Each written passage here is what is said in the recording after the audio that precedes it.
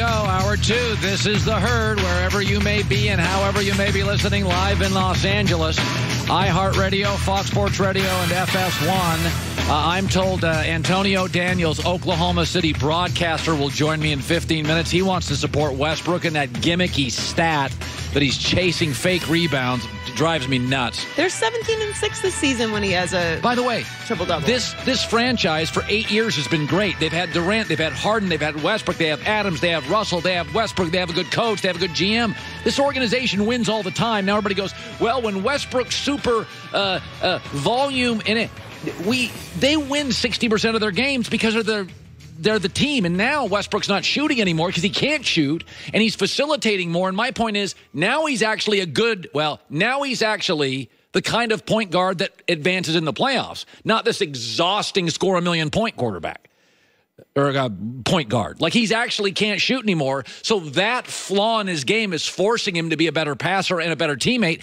and now it's really interesting. Now they have a chance to win multiple playoff series. Let me start the hour with this, though. That was Joy Taylor. So this is fascinating. Brian Hoyer is the backup quarterback for the New England Patriots. He came out in the last couple of days. He was interviewed. And he says he became, during preparation for the Super Bowl, Jared Goff. And that he watched ESPN Plus on Jared Goff. He watched the NFL Network interview with Goff and McVay. He watched the Amazon series All or Nothing on the Rams. And he was able to find language and tells like poker that helped the Patriots completely shut down the Rams. Due to media exposure, the Rams were tracked by the Patriots and literally completely shut them down. By the way, the irony here is years ago, the New England Patriots got in trouble for taping a team, and in 2019, the Rams gave them the tape. Do you ever see the Patriots on Hard Knocks? Nope. Ever see them on that Amazon Prime series, All or Nothing? Nope. You ever see the Patriots on ESPN Plus? Nope. Nope. You never see the Patriots on any of that. Rex Ryan, the media love Rex Ryan, can't get a job. The media love Jerry Glanville, never stopped talking. Couldn't get a job. Media, John Gruden, never stops talking. Cleveland Browns, John Dorsey, in the news every 15 minutes. Pittsburgh Steelers, never stop talking. With the New England Patriots, even with Gronk, a major personality, pulls it in, doesn't talk. Even Gronk, who walked into this league as a star personality, they shut him down. By the way, former Patriot Matt Patricia attempting to get Hard Knocks off the Lions and to the Raiders. There is zero benefit in the NFL to transparency. None. Stay off Hard Knocks. Stay off Amazon Prime. Stay off ESPN Plus. Don't talk. There is like no advantage to it. The Rams were completely stifled, and Brian Hoyer, who played Jared Goff in the 2 weeks of practice, now admits, I went to all these different formats and platforms. The Rams were talking.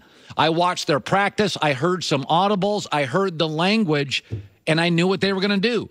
Hoyer joked, I guess that's the downside to putting yourself out there like that. Wow. Wow. By the way, there's a breaking story in the NFL that Joy Taylor, I don't know if it rises to breaking story, but it's a story that is emerging in the NFL with a superstar, and Joy Taylor will have that in about 15 minutes. I want to segue to this. You know I like LeBron James because he cares about winning. You know I like the Golden State Warriors because even though I think Kevin Durant's into Kevin Durant sometimes too much, they do it the right way. So James Harden and the NBA media, the fanboys, the pom-pom wavers, are just going crazy because James Harden scored over 30 points again last night. And it's just everybody's going crazy. Oh, my God, James Harden. It should be noted, in a blowout game, he scored last night to score 31 points to keep the streak alive. He should not have been in the game, but the Houston Rockets, to keep his streak alive, kept him in a blowout game so he would get over 30 points. This is the difference between LeBron and James Harden and the Warriors and the rest of the league and James Harden. The two entities that drive the ratings in this league are LeBron James and the Golden State Warriors. James Harden is staying in blowouts to set personal records. Westbrook, let me goose stats to get my triple-double. Of course, enabled by their coaches. Last week, Houston was down by 19 at Denver. Fourth quarter, minute and a half to go. Why was he in the game? There's no reason to have a superstar in a game, minute and a half to go, blowout. Oh, they took him out of the game 40 seconds later after he hit a meaningless three to continue his streak. Yep. What matters? LeBron James, titles matter. Golden State Warriors, titles matter. Harden, Westbrook, stats matter. Houston now is keeping him in games, meaningless shots, in blowout wins and losses to set numbers. That's what matters. And you do know January, February Hall of Famers don't win titles, struggle to win playoff series. We've seen Harden and Westbrook both gassed at the end of seasons. Should be noted, Klay Thompson of the Golden State Warriors set a three-ball record. He hit 14 threes against Chicago. They pulled him out of the game with 4 minutes to go in the third quarter. Third quarter. He could have hit 6 more. They didn't even let him play in the fourth. They took him out with 4 minutes to go in the third quarter. Never went back. You know, I always said this. I used to work in local news. Joy, did you work in local news? Not news, but local sports. Radio. In local news, I worked in local news for 14 years. There were two types of people. The people that had confidence, were really good, and cared about breaking stories and news. And then there were the type of people that were less talented, but they wanted to have an Emmy reel and win awards, feel good about themselves. And so the boss thinks I'm really good. But in local news, we all know who can play and who can't. You don't have to worry about winning Emmys. When the red light goes on, there's people in every newsroom that are players. They can just talk their way through a battleship. And then there's people that fill up their Emmy reel because they want to win awards and put it on their resume and impress the bosses. And they're never as talented as the other people who don't give a crap about that. And I've worked with a lot of both. And let me tell you, in the NBA, there's guys goosing their stats and that care about the MVP. James Harden wants to win the MVP. Congrats. But the Golden State Warriors worried about stats one time. Do you remember that? There was one time the Warriors were into records. Remember that year when they kept playing their starters extra minutes? And they wanted to set the NBA record for regular season wins, and they did. And do you remember what happened at the end of that year?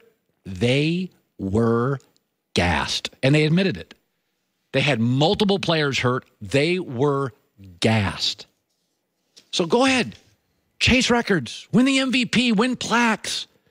But January and February is not where you win NBA championships. In fact, I would argue, I wouldn't even argue this. I think you could find it statistically. What's LeBron's worst month? It's January. It's January. LeBron's really not a very good January player. He starts the season, he gets in shape, the trading deadline comes in, and he just kind of waits to get the right roster. And he's statistically much better after the All-Star break. Yeah, because LeBron is about winning, gaining momentum late, getting chemistry and defense locked in late, winning playoff series, of which LeBron's never lost a first-round playoff series. Westbrook can't get out of the first round. James Harden struggles sometimes out of the first round. I know I seem like a hater today. I'm really not, I swear to God. You do seem like a hater today. A little bit. Just a tiny, I have like 3% hater in me today. I'm not into all this. And now you told me, and I'm beside myself on this, Jason Tatum wants to leave the Celtics. It's just a report. He did not come out and ask for a trade. It's just a report that he wouldn't mind playing for the Pelicans. That's a terrible franchise. Maybe you can turn it around. Can you imagine in our business, you and me leaving Fox and saying, I want to go to this cable company that has a history of complete incompetence so we can be the team? No, I'd rather work with Undisputed and Speak for Yourself. And first things first, I want to work with talented people. What is this thing I have to be the star? What is that? Don't you want to be in a winning team? Doesn't that speak a little more to what's happening in Boston right now? God, this was the gold standard for rebuilding. Now I got Kyrie hurt. Tatum's not interested. Is it? What did they rebuild to? Well, they didn't. I mean, Phoenix and you just said it's about championships. This rebuilding stuff is fascinating. It's just useless now. If it doesn't work for Boston, it doesn't work.